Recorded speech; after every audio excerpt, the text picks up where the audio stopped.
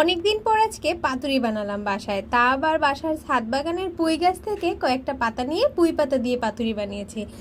লাউ পাতা দিয়ে তো পাতুরি অনেকবার খেয়েছি, কিন্তু পুঁই পাতা দিয়ে কখনো খাওয়া হয়নি।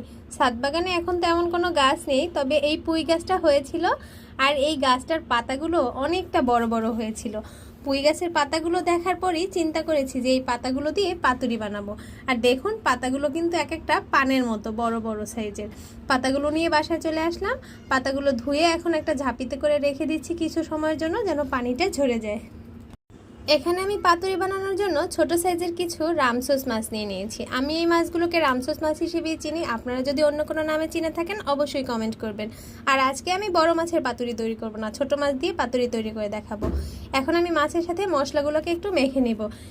বাটা মশলা, পেঁয়াজ বাটা, রসুন বাটা, সাথে সামান্য একটু জিরা বাটা দিয়ে দিয়েছি। হলুদ মরিচের গুঁড়া দিলাম আর পরিমাণ মতো লবণ দিয়েছি। এরপর কিছু পেঁয়াজ কুচি দিয়ে হাত দিয়ে একটু মথে আমি এটাকে মেখে নিচ্ছি। আমার মাখা হয়ে গেছে। এ পর্যায়ে এক সাইডে রেখে দিচ্ছি আর পুঁই পাতাগুলোকে আমি নিয়ে নিচ্ছি। দেখুন, পাতাগুলো কিন্তু একটার সাথে আমি আরেকটা পাতা দিয়ে দিলাম, মানে দুইটা পাতা, একটা ছোট একটা বড় পাতা দিয়ে। এরপর এখানে 2 থেকে 3 পিস মাছ দিয়ে আমি মুড়িয়ে নেব। প্রথমে 3 পিস মাছ দিয়েছিলাম, কিন্তু 3 পিস মাছ দেওয়ার পরে আমি যেন আর ভাজ করতে পারছি না, এজন্য 2 পিস মাছ দিয়ে ভালোভাবে পাতাটাকে মুড়িয়ে নিলাম। আর এই কাজটা চাইলে কিন্তু একটু সুতা দিয়ে বেঁধেও দিতে পারেন, তবে পাতাগুলো একটু ভালোভাবে মোড়াতে পারলে আর বাঁধার দরকার হয় না।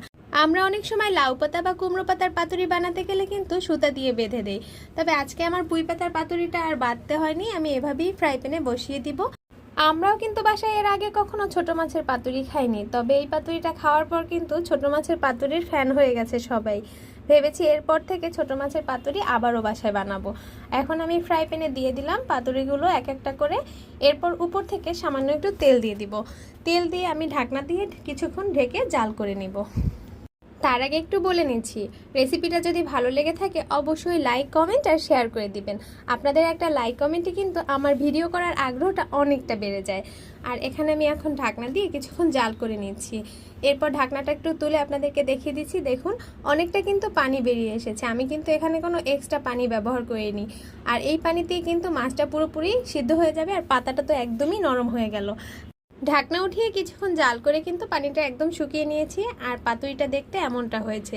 গরম গরম ভাতের সাথে এরকম পাতুরি থাকলে আর কিছুই যেন লাগে না। আপনাদের ভাইয়া তো পাতুরিটা খেতে খুবই পছন্দ করেছিল। আর এই পুঁই গাছের পাতাটা যেহেতু ছাদ বাগানের গাছের, এজন্য মনে হয় একদমই নরম তুলতুলে হয়ে গেছে, আর মাছটাও ভিতরে সুন্দর একটা ফ্লেভার আসছে। মামা ভাগ্নি বসে একসাথে ভাত খাচ্ছে। আমার ভাগ্নিও কিন্তু পাতুরিটা খুবই পছন্দ করেছিল। আর আজকের ভিডিওটা এ পর্যন্ত। পরবর্তী ভিডিও দেখার আমন্ত্রণ জানিয়ে এখানে